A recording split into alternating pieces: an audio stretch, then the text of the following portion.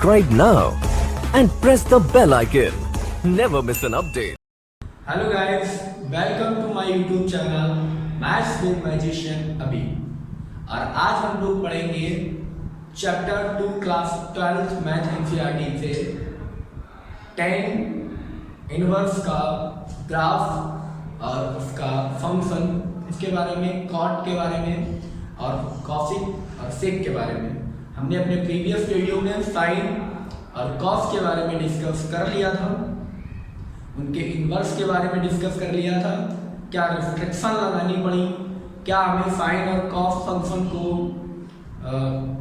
जो है 1 और ऑन टू बनाने के लिए क्या करना पड़ा, कैसे उसका ग्राफ बना, ये सारी डिटेल्स से हम लोगों ने अपने प्रीवियस वीडियो में इसके ऊपर डिस्कस किया हुआ है।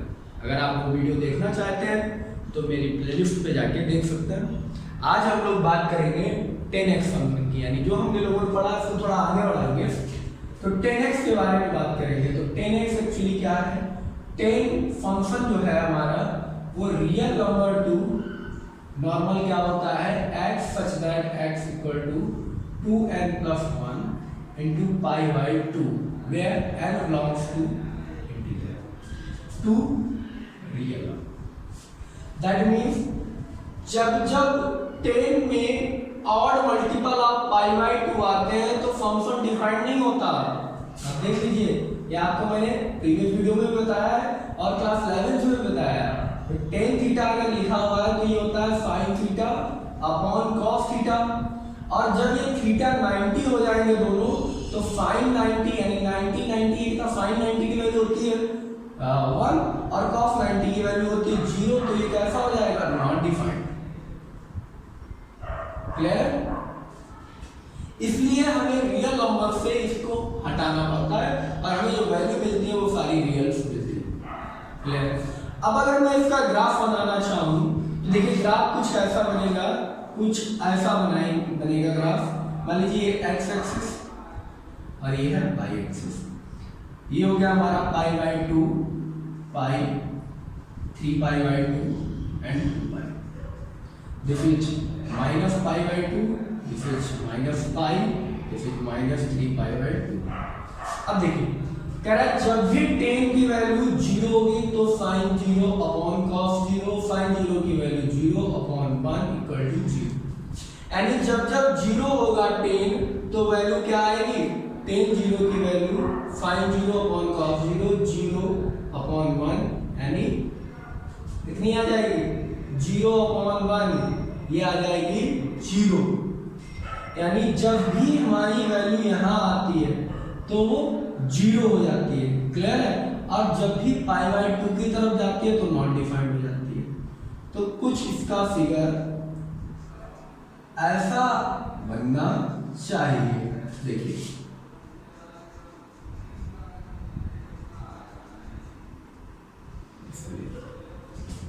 जीरो पर 0 होती है और धीरे धीरे ये बढ़ती है और जैसे ही 90 पे पहुंचती है ये नॉट डिफाइंड हो जाती है। इधर ये 0 से नीचे कम होती जाती है 90 के लिए, और जैसे ही 90 पे पहुंचती है नीचे निगेटिव में नॉट डिफाइंड हो जाती है।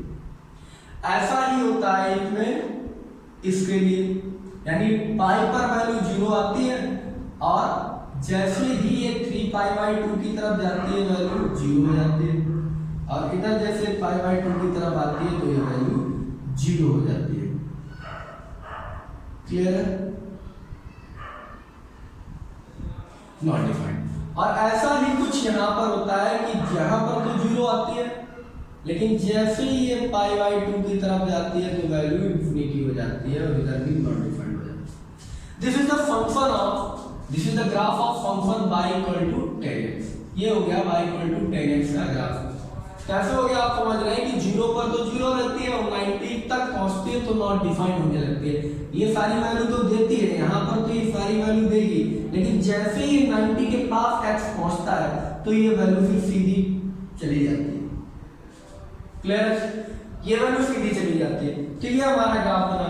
अब अगर हम इस ग्राफ की बात करें तो ये सारे के सारे रियल नंबर हैं। यहाँ से हम केवल ये वैल्यूज हटा देते हैं और मल्टीपल बाय पाई बाई 2, देखिए ये इंक्लूड नहीं है क्योंकि यहाँ पर नॉट डिफाइंड हो जाती है वैल्यू, यहाँ पर इंक्लूड नहीं है, सारी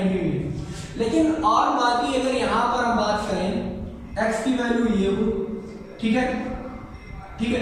और यहाँ पर भी ये y की वैल्यू है, तो y के सामने इस y पर अगर मैं x एक्सिस के पैरेलल एक लाइन खींचूं, ड्रॉ करूं, तो ये देखिए हमारे tan x फंक्शन को कई जगह पर कट करेगी, बहुत सारे स्प्रिंग्स में कट करेगी, को स्प्रिंग बोलते हैं, आप लोगों को मालूम है। तो यहाँ पर कट करेगी, यहाँ पर, यहाँ। इसका मतलब है कि एक ही y की वैल्यू पर ये x की बहुत सारी वैल्यू है, या अपोजिट भी इसको कह सकते हैं कि x की बहुत सारी वैल्यू, ठीक है, कई सारी वैल्यू। अभी और इधर भी स्पेन बढ़ सकती है, इधर भी ग्राफ बढ़ सकता है, उधर भी ग्राफ बढ़ सकता है, ऊपर भी बढ़ सकता है, नीचे भी बढ़ सकता है, ठीक है। तो ये सारी वैल्यू y की देखें तो सारे रियल नंबर इंक्लूड हो सकते हैं, नीचे भी सारे रियल नंबर प्लस माइनस की, प्लस की वैल्यू माइनस की वैल्यू इंक्लूड हो सकती है, और इधर सारे रियल नंबर हमारे in the form of degree radian यानी एंगल की फॉर्म में जो दिए गए हैं, रेडियन की फॉर्म में दिए गए, वो इंक्लूड हो सकते हैं। क्लियर है? डिग्री रेडियन से मुझे बात ध्यान रखिए, आपको कंफ्यूज नहीं होना। मैं बता पहले भी चुका हूं कि रेडियन और number, real number are the same things. क्यों? क्योंकि मैंने पढ़ा है और आप लोग जानते हैं कि पाई इक्वल टू होता है 180 डिग्री, यानी एक रेडियन अगर देखा जाए तो एक वो होता है 3.14। पाई कितना होता है? पाई इक्वल टू 3.14 ही होता है, और पाई इक्वल टू अगर डिग्री में देखा जाए तो 180 डिग्री होता है। यानी हम ये भी कह सकते हैं कि एक पाई रेडियन में 3.14 या 180 डिग्री होते हैं। क्लियर है? तो पाई की वैल्यू रियल नंबर में 3.14 ही है, लेकिन डिग्री में 180 होती है। क्लियर है?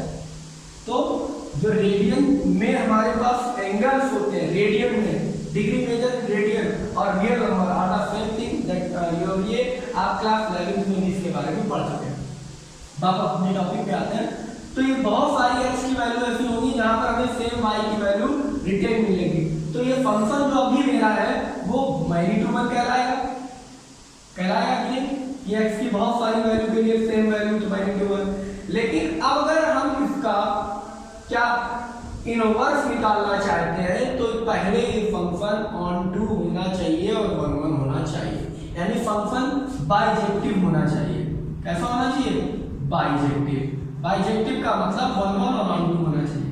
1 1 ऑन टू कब होगा? जब हम इसमें रिस्ट्रिक्शन लगाएंगे। रिस्ट्रिक्शन के लिए आप देखिए, अगर इस स्पेन की बात करें हम, तो इनकी सारी वैल्यू के लिए यहाँ पर हमारे पास 1 1 ही वैल्यू मिलेगी। उसी तरीके से अगर इसकी बात करें तो हमें x की कोई भी वैल्यू यहाँ पर रखें और y की हमें एक अलग वैल्यू रिटेन करेगा। क्लियर है? आपको समझ में आ रहा होगा। x की वैल्यू ये तो y की वैल्यू ये, x की वैल्यू ये, y की वैल्यू ये, x की वैल्यू ये, y की है, x की है, तो अलग अलग मिलेंगी। लेकिन अगर हम सारे स्पेनों की बात करें, सारे ग्राफ में बात करें, तो मेरे पास बहुत सारी होंगी। तो हमें यहाँ से अपने रिस्ट्रिक्टेड इंटरवल लिखने होंगे। देखिए रिस्ट्रिक्टेड इंटरवल आप ये इंटरवल ले सकती हैं, ये ले सकती हैं, ये ले सकती हैं, और भी आगे पीछे करोगे वो भी ले सकती हैं। वहां पर हमारा फंक्शन आपको 1 1 और ऑन टू दिखेगा। कैसे? आप देखिए 0 पर 0 वैल्यू आपकी बढ़ेगी x की तरफ, तो आपकी y की वैल्यू यहाँ पर मिलती चली जाएगी, और जो वैल्यू यहाँ पर मिलेगी वो फिर कहीं पर नहीं मिलेगी। अगर केवल इतने ही स्पेन की बात की जा रही है तो, इतने ही इंटरवल की बात की जा रही है तो, अगर इनको इनके साथ इनको भी बात करें हम तो 1 1 और 2 नहीं होगी। केवल अगर इतने की बात करें तो 1 1 होगी। तो अब हमारे पास जो रिस्ट्रिक्टेड इंटरवल हो सकते हैं वो ये हो सकते हैं कि -3 π/2 से π/2, यहाँ से लेके यहाँ तक, दैट मीन्स -3 π/2 से लेके π/2 तक। अब -3 π/2 और π/2 इंक्लूडेड नहीं है, क्योंकि ऑड मल्टीपल ऑफ π/2 तो रियल नंबर से पहले हटे हुए हैं, यहाँ पे नहीं है, तो इसलिए ओपन इंटरवल लगा है। दूसरा क्या? -π/2 से π/2 तक, यानी ये इंटरवल हो सकता है -π/2 से लेके π/2 तक। तीसरा क्या हो सकता है? π/2 से लेके 3 π/2 तक। क्लियर है मेरी बात? तो इधर भी बहुत सारे अभी बचे हुए, इधर भी बहुत से बचे हुए जो हो सकते हैं। अगर हम इनमें से किसी एक इंटरवल को कंसीडर कर लें, if we consider in any interval in one of these, then the function is 1 1 and on 2। अगर इनमें से कोई भी फंक्शन एक इंटरवल ले लिया जाए, यानी इसको रिस्ट्रिक्टेड कर दिया जाए। अब हमने इनको रिस्ट्रिक्टेड कर दिया, जो बहुत मैथमेटिशियन बाकी लोगों ने जो इसके लिया है, बात ध्यान रखिए, आप इसमें से कोई सा भी ले सकते हैं, ये भी ले सकते हैं, ये भी ले सकते हैं और ये भी ले सकते हैं। लेकिन मैथमेटिशियन आपकी बुक और most of all the words जो सबसे ज्यादा रिकमेंडेड करता है, जो सबसे ज्यादा लिए जाते हैं, वो ये स्पेन है, कि प्रिंसिपल स्पेन भी आपका कहलाता है, यानी प्रिंसिपल स्पेन कहलाता है वो उनके हिसाब से, आप जिसको लेंगे वो प्रिंसिपल कहलाएगा।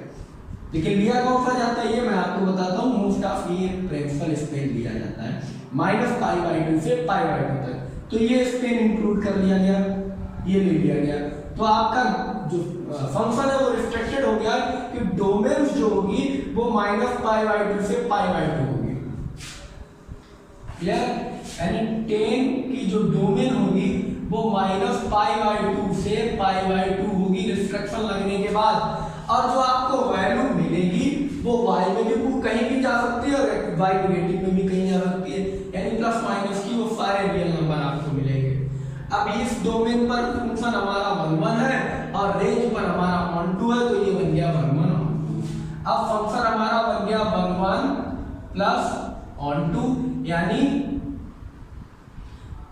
फंक्शन हमारा बाइजेक्टिव हो गया। अब जब फंक्शन हमारा बाइजेक्टिव हो गया तो हम इसका इनवर्स निकाल सकते हैं। Now there inverse is exist, now there inverse is exist. क्यों करेगा? क्योंकि 1 1 1 2 हो गया, और जब इनवर्स करता है तो हम फंक्शन की डोमेन और रेंज को बदल दें तो हमारा फंक्शन इनवर्स हो जाता है। ठीक है, यानी फंक्शन अगर a to b चलता है, आपको इनवर्स में पहले ही पता है, अगर a to b चल रहा है तो g फंक्शन को हमारा b to a चलने लगेगा, तो टेन इनवर्स हमारा हो जाएगा रियल नंबर 2। आप कुछ भी रियल नंबर रखिए और आपको -π/2 से π/2 के बीच इनवर्स तो आप समझ रहे ये मिलेगा। ठीक है, इनवर्स की आपको सीधा समझ में आ रहा होगा। इनवर्स का मतलब वही है कि sin 30 रखने पर 1/2 आता है, this is the trigonometry function. लेकिन अगर आपको sin इनवर्स ऑफ वैल्यू दे दी जाए 1/2, ये किसकी है? तो 30 की है, और बहुत सारे एंगल हैं। क्लियर? तो अब आपको क्या करना है? आप इनवर्स निकालना है, तो this is the inverse. Clear है? तो ये अब आपका हो गया tan inverse, domain real number, range -π/2 से π/2 की रिस्ट्रिक्टेड है। क्लियर है? अगर आप इसका ग्राफ इनवर्स का बनाना चाहें तो इस ग्राफ को आप एंटी क्लॉकवाइज घुमा दीजिए, तो ये जो वैल्यू है ये y एक्सिस पे आ जाएंगी, और ये जो y एक्सिस की वैल्यू है 1 2 3 और ये आप लेते ये x एक्सिस पे आ जाएंगे, और आपका ग्राफ बन जाएगा टेन इनवर्स का। आई होप इतना तो आपको समझ में आया होगा। अब अगर हम बात ये करें कि अभी मुझे ध्यान आ गया कि जैसे इनवर्स का फंडा क्या है।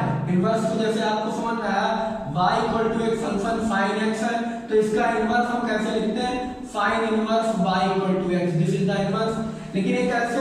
आपने सोचा होगा कि इसको ऐसे लिखा जाएगा, sin x = y लिखा है, x = 1/sin clear into y, और sin 1/sin को लिख दिया x = sin inverse of y। लेकिन आप सोचिए यहाँ पर ऐसा नहीं हो सकता, क्योंकि sin और x दोनों मल्टीप्लाई में नहीं है, जो हम इसको डिवाइड में ले जाए।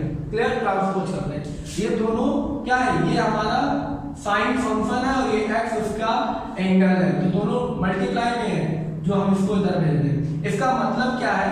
मतलब ये है कि बहुत सारी बुक में अगर आप देखेंगे तो आपको इनवर्स दिखाने के लिए ये वर्ड लिखा हुआ दिखेगा, r sin। बहुत सी बुकें होंगी, ठीक है, या a sin। इसका मतलब होता है साइन फंक्शन का इनवर्स।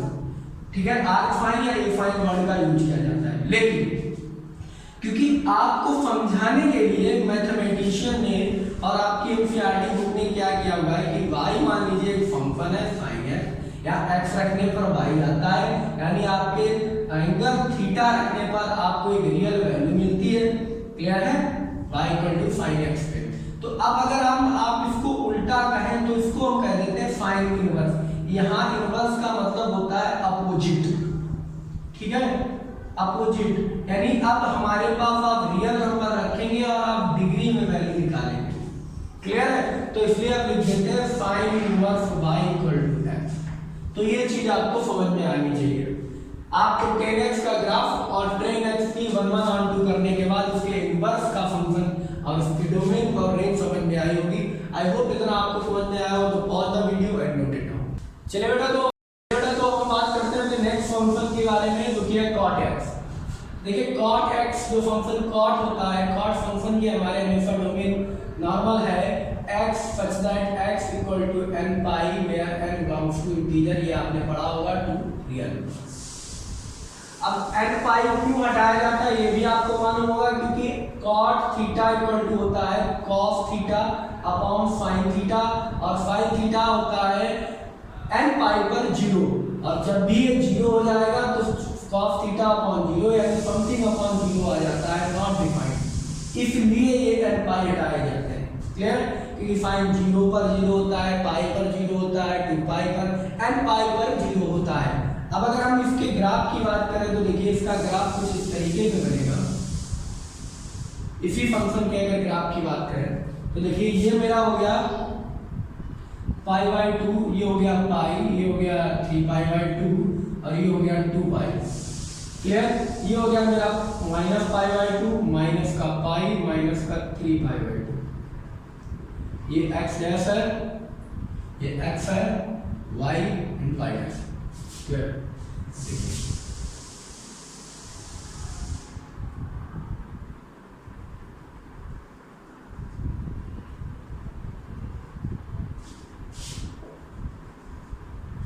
देखिए अगर मैं cot 0 की बात करूं तो cos 0 अपॉन sin 0, और cos 0 की वैल्यू होती है 1, sin 0 की वैल्यू होती है 0, तो 1 अपॉन 0 क्या आ जाएगा? Not defined. यानी जब cot 0 होगा तो ये नॉट डिफाइंड होगा। और अगर मैं लिखूं cot 90 तो cos 90 अपॉन sin 90, cos 90 की वैल्यू 1 होती है या 0, cos 90 की वैल्यू 0 होती है और sin 90 की वैल्यू होती है ये हो जाएगी 1, तो हमारे पास आ जाएगा 0। यानी cot 0 की वैल्यू 0 और cot 0 की वैल्यू नॉट डिफाइंड और cot 90 की वैल्यू 0। क्लियर? यानी जब भी cot 90 होगा तो फंक्शन की वैल्यू 0 हो जाएगी, और जब 0 होगा तो वो नॉट डिफाइंड हो जाएगी। यानी 0 होने पर नॉट डिफाइंड और पाई बाई 2 होने पर 0, और वैसे ही पाई पर 0 और ठीक है, और यहाँ 3 पाई बाई 2 के आते ही वो सॉरी पाई पर हमारी अनडिफाइंड हो जाएगी 180 पर, और 3 पाई बाई 2 पर आते हुए हमारी 0 हो जाएगी। इसमें को मैं हटा देता हूँ अब आपके लिए और इस ग्राफ को बनाते हैं। चलिए तो देखते हैं ये पाई बाई 2 है, यानी यहाँ से जब भी 0 से आ रही है वैल्यू cot की तो वो नॉट डिफाइंड होती हुई आ रही है, और यहाँ पर आकर वो 0 हो गई, और इसके बाद फिर इसलिए यहाँ से होती हुई और जैसे ही ये पाई पर पहुंचनी फिर 0 नॉट डिफाइंड हो गई।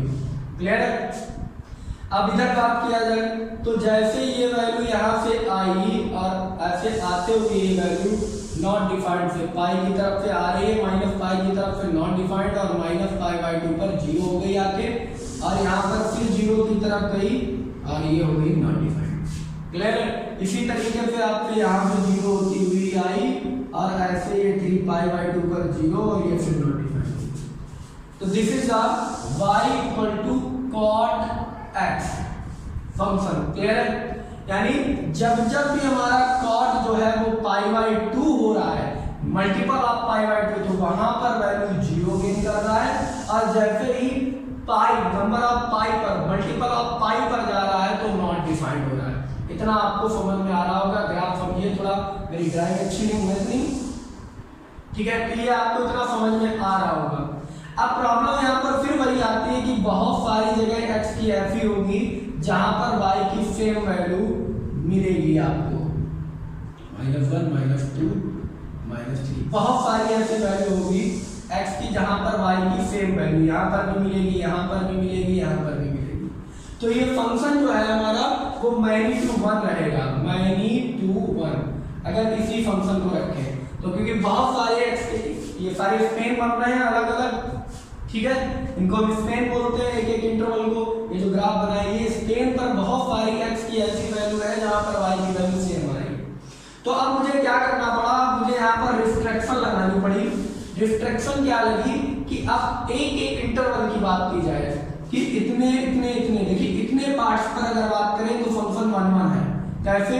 देखिए ये सारी वैल्यू आपको यहाँ पर y की वैल्यू अलग अलग मिलेंगी, सारी वैल्यू अलग अलग मिलती रहेंगी, यहाँ पर आके 0 हो जाएगी, फिर ये मिलनी शुरू हो जाएंगी वैल्यू और यहाँ पर फिर नॉट डिफाइंड हो जाएगी। तो वैल्यू आपको अलग अलग मिलती रहेंगी। ये एकदम इसके पैरेलल नहीं हो जाती है, इसके पैरेलल नहीं है, ये बिल्कुल मिलती नहीं है, सीधी चली जाती है नॉन डिफाइंड तक। जब नॉन डिफाइंड आती है तो हट जाएगी है, क्लियर, यानी डिफाइंड नहीं होगी।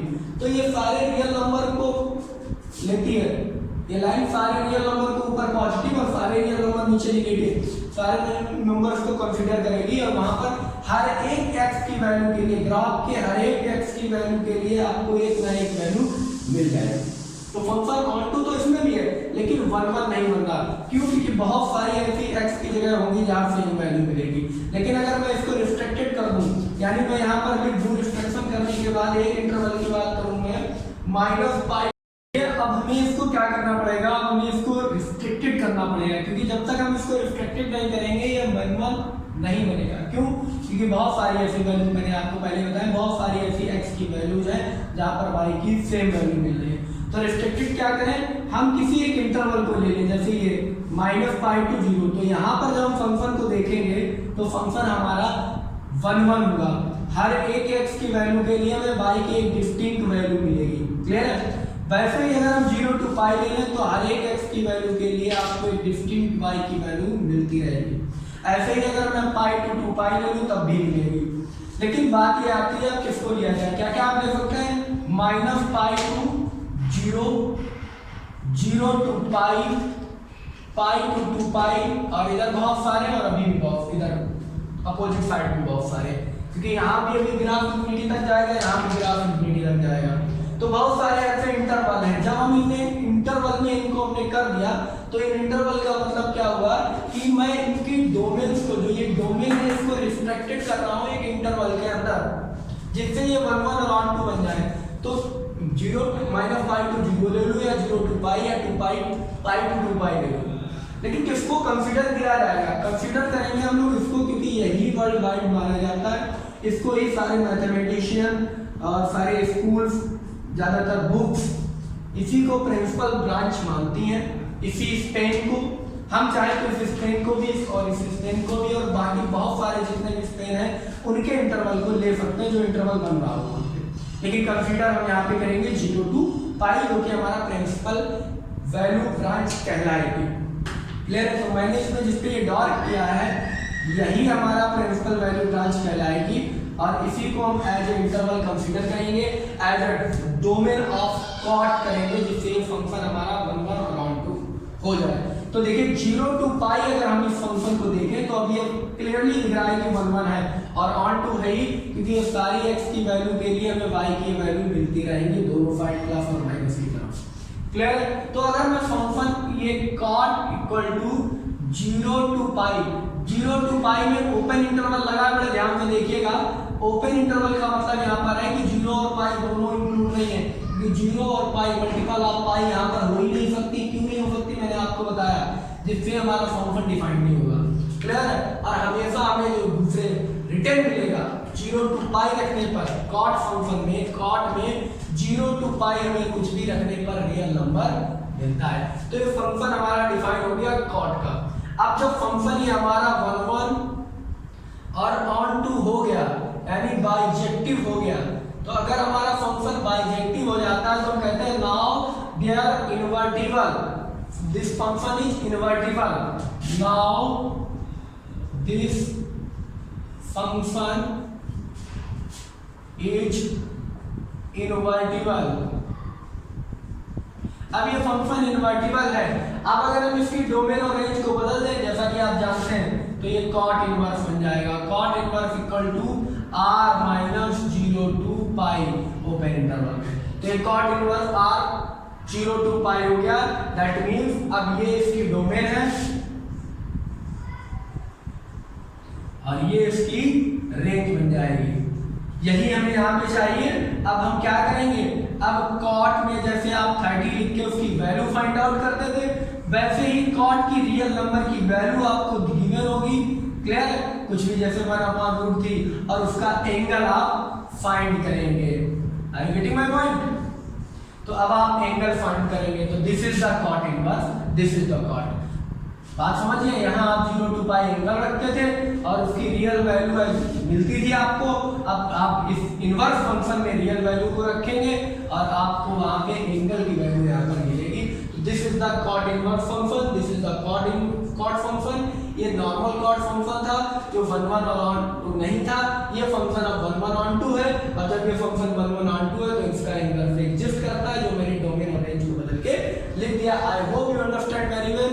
If you like my videos then like it and subscribe my channel and share with your friend. Okay, now let's pause the video and note it down. चलिए बच्चों बाटी, तो अब हम बात करते हैं अपने नेक्स्ट फंक्शन की, जो कि है cosec इनवर्स x। तो cosec x पहले इसको लिखेंगे। cosec फंक्शन जो हमारा चलता है वो कैसे चलेगा? cosec x फंक्शन की हमारी नॉर्मल जो डोमेन और रेंज होती है वो होती है x such that x equal to, अब हमारे पास यहाँ से क्या जाएगा? n पाई जाएगा, क्योंकि 1 अपॉन होता है ना 1 अपॉन साइन, तो n pi where n belongs to z, और हमारी जो रेंज रह जाती है r माइनस 1 to 1, क्योंकि -1 और 1 आता है उसके बीच की वैल्यू नहीं आती। क्लियर है? क्योंकि cosec थीटा इक्वल टू होता है 1 अपॉन साइन थीटा। क्लियर है? इसीलिए जहां पर साइन 0 होगा वहां पर फंक्शन डिफाइन नहीं करेगा, और साइन 0 होता है n पाई पर, इसलिए हटा। अब हम बात करते हैं इसके ग्राफ की। तो इसका ग्राफ कुछ इस तरीके से बनता है, जैसे कि साइन का ग्राफ होता है। साइन का ग्राफ मैं बना देता हूं, π/2 पाई 3π/2 2 पाई -π/2 -π -3π/2। तो देखिए, जैसे कि साइन 0 की वैल्यू 0 कुछ इस तरीके से जाता है, फिर इस तरीके से, और ये फिर ऐसे बनता है, चलता है। तो ये ऐसे और ऐसे, ठीक है।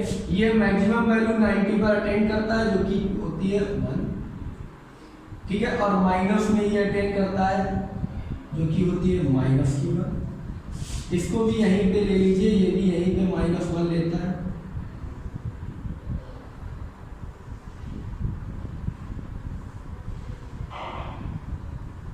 तो ये पॉइंट होगा जहां पर मैक्सिमम मिनिमम वैल्यू अटेंड करेगा, और यहाँ पर ये फिर मैक्सिमम वैल्यू अटेंड करता है, जो कि ये -1 पे है। ये लाइन यहाँ पे बना दीजिए, इसलिए ये बन जाए।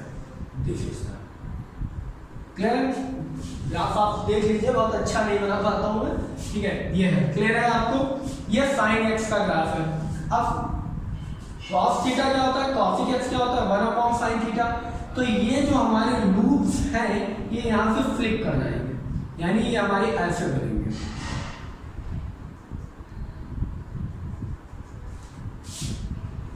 इनको फ्लिप कर दीजिए तो ये कुछ ऐसे जाएंगे,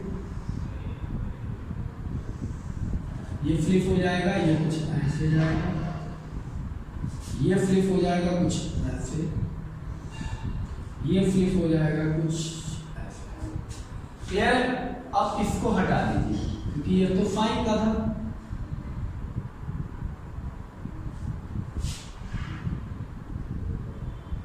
ये देखिए,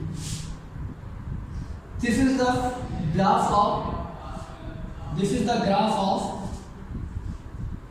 x, x dash, y and y dash। This is the cosec inverse graph. अब देखिए, ये -1, ये यहाँ पर तो -1 वैल्यू आती है, यहाँ 1 वैल्यू आती है, लेकिन इसके बीच की ये पार्ट हमारा है, यहाँ पर कुछ नहीं आता। क्लियर है? तो ये वैल्यू मेरी नहीं आती। अब हम बात करते हैं कि cosec 0 होगा कितना। तो cosec 0 होगा 1 अपॉन sin 0, और sin 0 की वैल्यू 0 होती है, तो ये 0 तो आने वाला नहीं, नॉट डिफाइंड। अब अगर हम cosec 90 की बात करें तो cosec 90 कितना होता है, 1 अपॉन sin 90। sin 90 की वैल्यू 1, तो 1 यहाँ पर 90 पर 1 अटेंड करती है, ठीक है, यहाँ -1 अटेंड करती है। क्लियर है? अब देखिए, फंक्शन दो जगह, x की दो वैल्यू यहाँ यहाँ, अगर इसी की बात करें तो ये दो जगह पर सेम वैल्यू हमें देगा कि नहीं देगा? यहाँ पर दो जगह सेम वैल्यू देगा, y की दो सेम वैल्यू यहाँ पर गिवन होगी, ठीक है। ये x1 होगा, ये x2 होगा, लेकिन वैल्यू हमें y की सेम मिलेगी, तो ये फंक्शन जो होगा हमारा -1 बन रहा है। और ये r से इसलिए घटा दिया -1 to 1 की, -1 से ऊपर की वैल्यू और 1 से नीचे की वैल्यू, इतने बीच की वैल्यू यहाँ पर नहीं मिल सकती। -1 और 1 आपको मिल सकता है। क्लियर है इतनी बात? अब बात ये आती है कि अब यहाँ पर स्पेन कौन सा लिया जाए, यहाँ पर स्पेन कौन सा लिया जाए जिससे हमारी जो ये वैल्यू है, ये जो फंक्शन है, ये हमारा 1 1 और ऑन टू बन जाए। तो देखिए, अगर मैं इस फंक्शन को कुछ इस तरीके से लूं, ये, और मैंने अगर इसको ले लिया तो ये फिर -1 रहेगा। तो ये और ये अगर मैं लूं, देखिए ये हो, या अगर बात करूं दूसरे में, ये और ये भी आप ले सकते हैं, ये वाला और ये वाला भी आप ले सकते हैं। आप ये और ये भी ले सकते हैं, आप ये और ये भी ले सकते हैं। क्लियर है?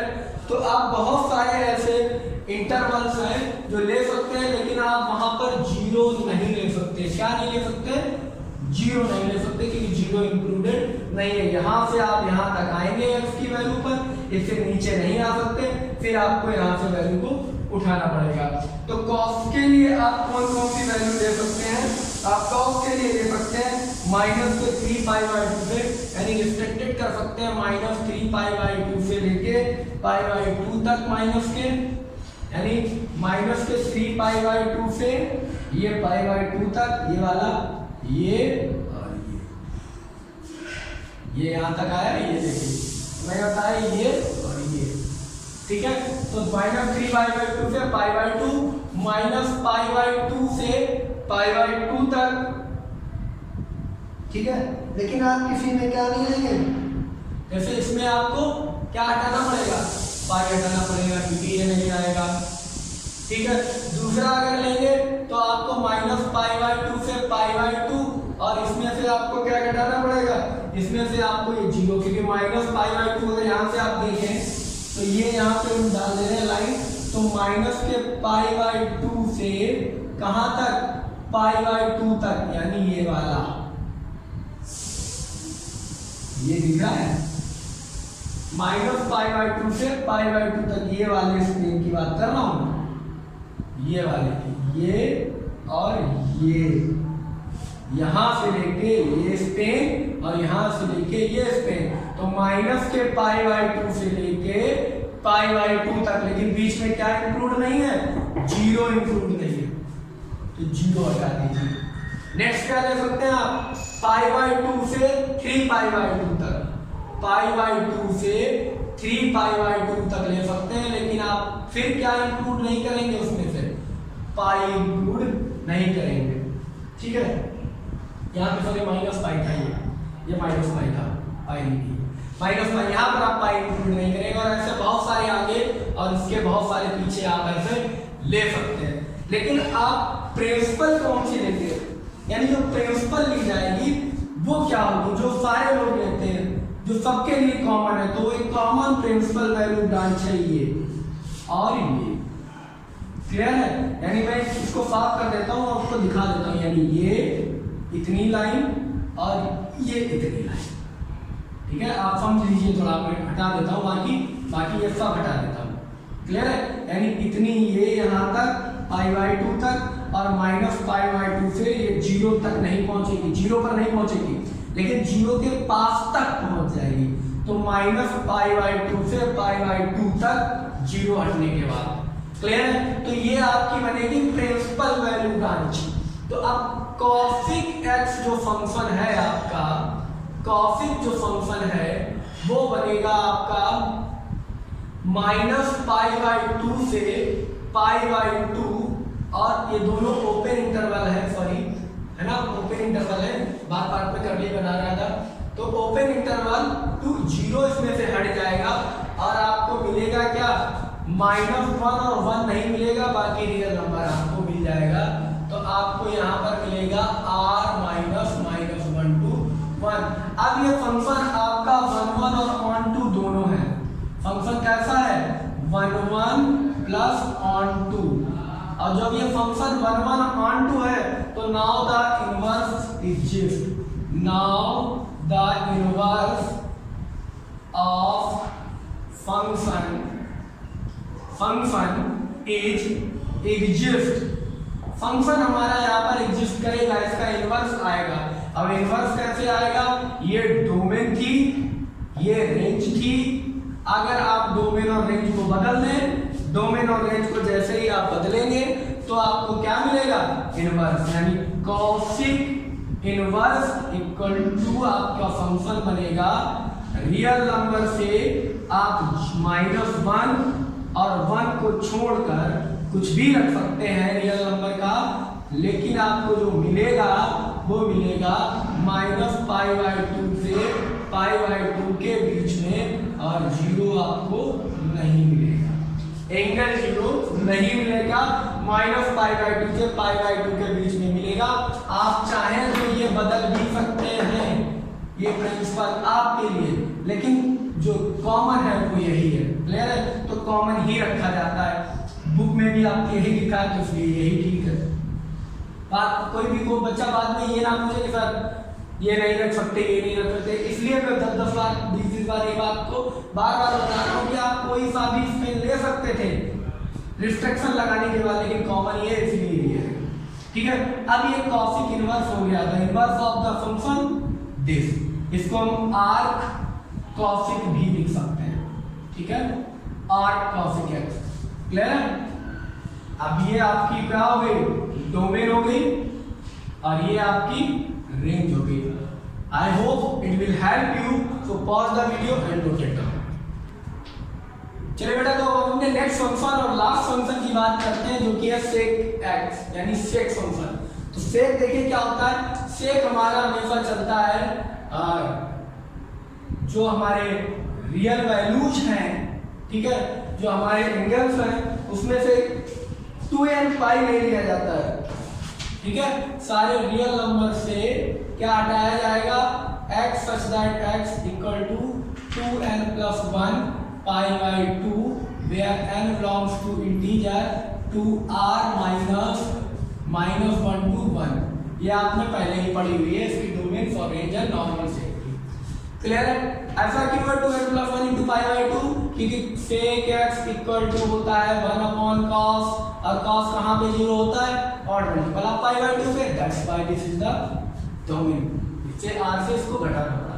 अब अगर हम इसके फिगर की बात करें, इसका ग्राफ बनाएं, तो देखिए इसका ग्राफ क्या बनेगा, इसका ग्राफ बनेगा, यदि आपने cos का ग्राफ बनाया था तो ये आपका 0 हो गया, ये हो गया π/2, ये हो गया पाई, ये हो गया 3π/2, ये हो गया 2π, ये हो गया आपका -π/2, ये हो गया आपका माइनस का पाई -3π/2। तो देखिए cos का जो ग्राफ आता है वो 0 से आता है, सॉरी 1 से आता है, π/2 पे 0 हो जाता है, यहाँ पे 0 हो जाता है, तो वो ग्राफ कुछ ऐसा आता है, ये 1 है, ये -1, क्लियर है, 1 और -1। तो यहाँ से ग्राफ आता है और ऐसे 0 हो जाता है, और यहाँ से ये 0 हो जाता है, और फिर यहाँ से जाता है और ये जाके फिर ये जाता है, और यहाँ से जाता है और ये जाके फिर जाता है। अब आपको ये जो है ये -1 अटेंड करेगा, -1 यहाँ पे है, और इसका भी -1 रखेंगे क्योंकि वहीं पर रखना पड़ेगा। तो ये ग्राफ थोड़ा ऊपर नीचे करना है, ये बन गया, ठीक है, समझ लीजिए, ये जो है ये, ठीक है, this is the -1, this is the graph y equal to cos x, ये cos x का है। लेकिन अब ये sec x जो होता है वो 1/cos x होता है। तो देखिए होगा क्या, ये यहाँ से फ्लिप करेगा, यहाँ पे इसको हटाइए, देखिए वो समझाने के लिए किया था मैंने, और ये this is and this and this, clear. अब देखिए इसको फ्लिप करना पड़ेगा, तो ये 1 है हमारी वैल्यू, यहाँ पे 1 मैंने लिख दिया है। अब इसको देखिए यहाँ पे फ्लिप करना पड़ेगा, ये ऐसे जाएगी और ये ऐसे जाएगी, क्लियर, ये ऐसे हो जाएगा, ये ऐसे हो जाएगा, ये भी ये हो जाएगा, ये ऐसे हो जाएगा, क्लियर?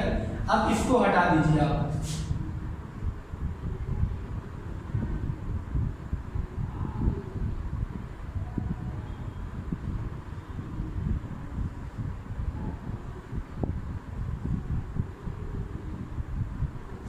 ठीक है? तो ये आपका बचा, ये माइनस पाई बाई टू लिखा हुआ है, माइनस के पाई बाई टू, ये minus 3 pi by two minus pi, और ये बाकी सब मैं रीअरेंज कर देता हूँ पाई बाई टू, ठीक है? अब ये आपका बना y equal to sec x का फंक्शन, क्लियर? यानी 1 से लेके -1 के बीच की कोई भी वैल्यू यहाँ पर नहीं आएगी, 1 से लेके -1 के बीच की कोई भी वैल्यू नहीं आएगी। लेकिन इसी एक स्पेन में की अगर हम बात देखें तो 2x देखो, अगर पूरे में इसी डोमेन और रेंज के साथ चले तो 2x पे सेम y की वैल्यू मिलेगी, यहाँ पर वही बात 2 से सेम वैल्यू मिलेगी आपको y की, क्लियर है? फिर आपको समझ में आ रहा है 2x अलग अलग है, y की वैल्यू सेम, क्लियर है? x एक्सिस के पैरेलल अगर लाइन खींचें और यहाँ पर भी हमें एक स्पेन बनेगा, उसमें भी मिलेगी, यहाँ पर भी एक स्पेन बनेगा, उसमें भी मिलेगी ग्राफ में। तो x की एक से ज्यादा है, अलग अलग जगहों पर y की वैल्यू सेम है, तो ये फंक्शन अभी तो क्या है, अभी तो ये मैग्नीट्यूड 1 ही है। अब इसमें रिस्ट्रिक्शन लगाएंगे आप, रिस्ट्रिक्शन लगाने के बाद आप इसको 1 बनाने की कोशिश करेंगे। तो इसमें रिस्ट्रिक्शन क्या क्या रख सकता है, इसमें देखिए, इसमें जो रिस्ट्रिक्शन लगेगा वो लगेगा कि आप इसको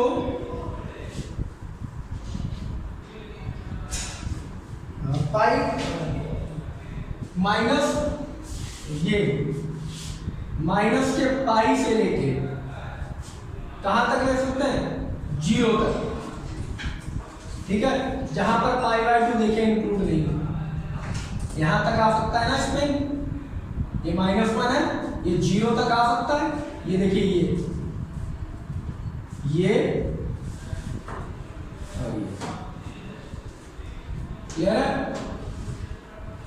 तो क्या हो सकता है, एक तो रिस्ट्रिक्शन, आप ये इंटरवल आपका बन सकता है, आपका इंटरवल बन सकता है कि -पाई से लेके, माइनस के पाई से लेके 0 तक इंक्लूडेड है, देखिए -पाई पे है ये वैल्यू और 0 पर भी है। लेकिन क्या नहीं हो सकता, पाई बाई 2 माइनस का नहीं हो सकता। क्यों नहीं हो सकता?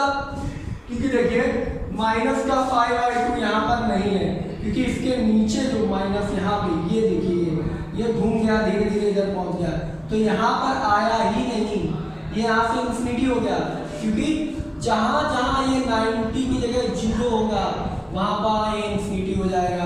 तो 0 कहाँ होगा, ये 0 होता है ऑड मल्टीपल, cos 0 होता है odd multiple of pi by 2 पर, तो ऑड मल्टीपल पर डिफाइन नहीं होगा फंक्शन, तो ऑड मल्टीपल हटाया गया, माइनस पाई बाई 2 गया, odd multiple, odd integer multiple of pi by 2, minus का इंटीजर का मल्टीप्लाई -1 का किया गया, पाई बाई 2 माइनस का है, ऑड है, ठीक है? तो पाई से 0, लेकिन पाई बाई 2 हटा दिया गया, एक रिस्ट्रिक्शन ये हो गया। दूसरा हमारा रिस्ट्रिक्शन क्या हो सकता है कि 0 to पाई माइनस, इसमें से क्या हटाया जाएगा, देखो 0 to पाई, यानी ये देखिए ये वाला और पाई ये वाला,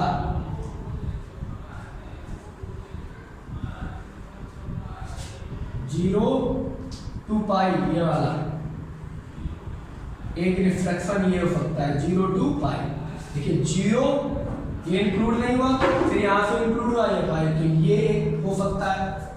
तो यहाँ पर क्या इंक्लूड नहीं होगा, पाई बाई 2। एक क्या हो सकता है आपका, पाई से लेके 2 पाई हो सकता है, पाई से लेके 2 पाई तक हो सकता है, लेकिन क्या इंक्लूड नहीं होगा, माइनस के 3 पाई बाई 2 उसमें इंक्लूड नहीं होगा।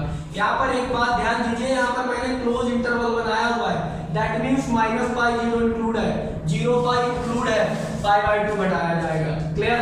अब बात ये आती है कि किस रिस्ट्रिक्शन को लें, किस प्रिंसिपल ब्रांच को लें। तो प्रिंसिपल ब्रांच जो यहाँ पर ली गई है, जो मोस्ट ऑफ ली जाती है वो ये है कि 0 से लेके ये 0 से लेकर π/2 पे पहुंचता नहीं है तो π/2 को स्किप कर दीजिए और फिर यहाँ से लीजिए ये पाई तक। तो ये जब मैं जिसको डार्क कर रहा हूँ ये देखिए आप, या मैं हटा ही देता हूँ इन सबको, आपको ये लेनी पड़ेगी। ये देखिए ये this is the principal value branch for your study, ठीक है, फॉर द क्लास 12।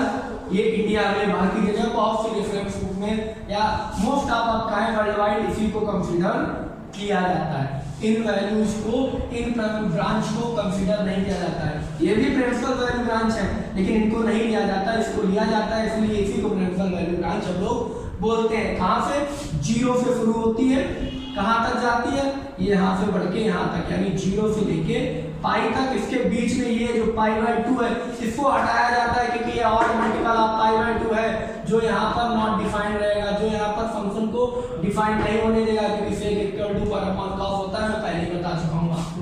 तो अब जो sec फंक्शन हमारा बनेगा वो sec फंक्शन बनेगा हमारा, डोमेन हो जाएगी हमारी 0 से पाई क्लोज इंटरवल में, और π/2 जो है उसमें से हटा दिया जाएगा और जो मुझे मिलेगा वो होगा रियल नंबर, उसमें से -1 और 1 ये भी हटा दिया जाता है, और -1 और 1 इंक्लूड होता है यहाँ π/2, सॉरी -1 और 1 इंक्लूड नहीं है और यहाँ 0 to π इंक्लूडेड है।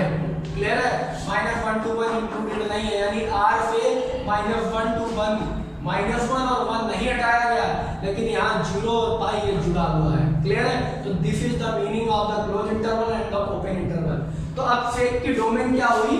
सेक की डोमेन हो गई सेक फंक्शन की क्लोज इंटरवल 0 to पाई -π/2 और रेंज हो गई हमारी r से -1 to 1, ओपन इंटरवल हटाया गया यानी -1 से 1 के बीच की वैल्यू हटाई गई है लेकिन -1 और 1 आपको मिलेगा। क्लियर है? तो now the function have an inverse, now function is invertible. Function क्या है? इनवर्टिबल है। फंक्शन इनवर्टिबल है तो इसका इनवर्स अब हम लिख सकते हैं। इसका इनवर्स क्या होगा? इसका इनवर्स हम लिखेंगे sec inverse equal to r minus -1 to 1 और ये हमें मिलेगा 0 to पाई से लेके π/2 हटा दिया जाएगा। क्लियर है?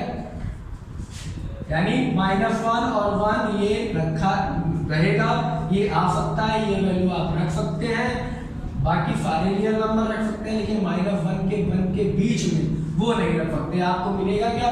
0 to y कोई भी इंटीजर मिल सकता है लेकिन π/2 नहीं मिलेगा, 0 to y मिल सकता है। तो this is the inverse. I hope it will help you.